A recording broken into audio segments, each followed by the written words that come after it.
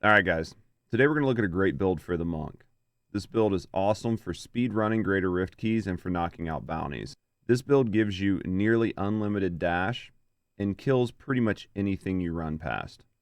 So sit back, relax, and enjoy the build video. Let's start off by looking at the gear you need.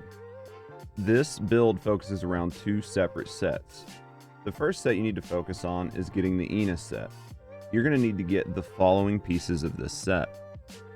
You're going to want to get the helmet, the chest piece, the belt, the gloves, and the weapon. You're also going to need to pick up the raiment set. You need to get 3 pieces of the raiment set. You're going to need to get the pants, the boots, as well as the shoulders. You are going to need to try to get the bindings of the lesser gods as well. Now, outside of armor pieces, you are going to need 3 accessories. The accessories that you're going to need are going to be the Squirts Necklace, Focus, and Restraint. Even with the accessories, you will still need to put 3 legendary gems in those sockets.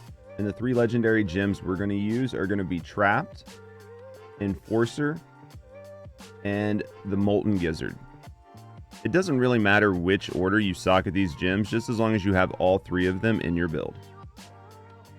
So outside of the gear that you have equipped, the cube is actually very important. In some cases, it's actually more important than some of the gear you actively have equipped.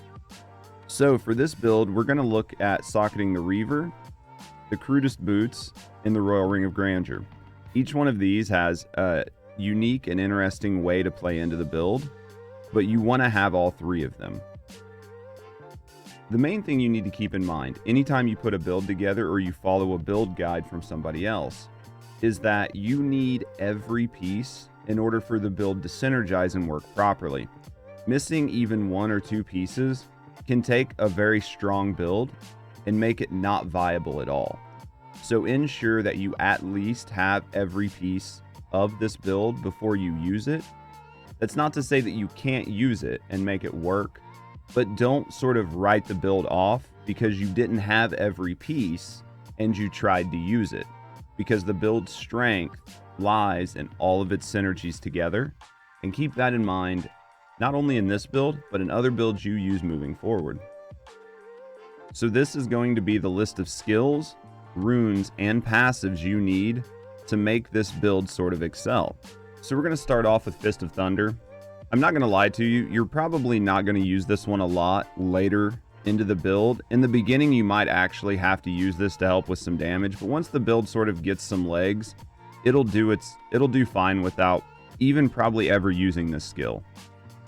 So you can put pretty much any rune in there you want. I was actually running this without any rune, but you can just go ahead and toss in Bounding Light and that should help you out. The next skill you need is Cyclone Strike. This is an important skill to help you sort of group up enemies when you're trying to farm and speedrun. Make sure to put Implosion on this.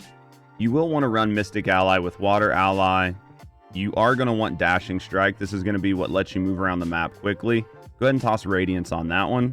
And then you'll want to use Epiphany with Insight and Mantra of Healing or Mantra of Healing with Circular Breathing. Those are really going to round out all of the skills you need. For your passives, use Beacon of Itar, Near Death Experience, the Guardian's Path, and Seize the Initiative. There are other passive skills you could use for this, but if you set it up like this, this will take you as far as you need to go and give you a very solid farming build.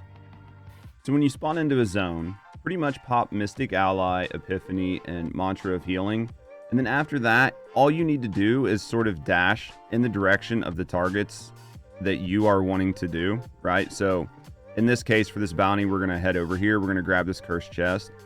Once we start the fight, we're literally just going to refresh everything and stand here. The skills will kill everything that is in the range. If, for whatever reason, you run into elites that aren't instantly downing, all you need to do is cast your Cyclone Strike, and it will sort of group everything up to you and pull it in to where your water allies will kill everything else and keep everything locked in place. If you end up with an elite that is a little bit harder to kill, so in this instance, we'll do it to this Key Guardian. You just run up and spam the Cyclone, and it will just keep pulling it in and do a lot of damage. As you can see there, just the Cyclone alone will kill it. So that's mainly what you want to do with this build. If you do run into something like a Rift Guardian, you might want to use a Cyclone and then maybe use your Fist of Thunder, but honestly, just letting the Water Guardians do all the work while using Cyclone Strike should be enough to kill most of anything you're going to run into while you were sort of speed farming with this build. What else do you need to know about this build? Well, I would say I would advise making one of these builds as soon as possible, even if you can't run tier 16 content. Having the ability to speedrun Nephilim Rifts and Keys cuts down your time in-game doing tasks that you don't really enjoy doing and gets you back into doing content that helps you grow and build your character, like Greater Rifts and re-rolling and farming for weapons. You don't need to spend a lot of time farming for Ancients with this character. This build doesn't really require high tier God roll Ancients with 125 or even 150 augments on it. The goal of this build isn't to push deep into Greater Rifts. The goal of this build is just to do medial content quickly. Once you get high enough Paragon, it's not going to matter, but at lower level Paragons, you might still need a couple pieces of Ancients. You don't need to spend a lot of time trying to gear this character. Don't worry about getting a lot of Ancients and things like that. The goal with this character is not to run high tier content. The goal is to run medial content quickly. And for that, you don't actually need a lot of high tier gear with insane augments on it.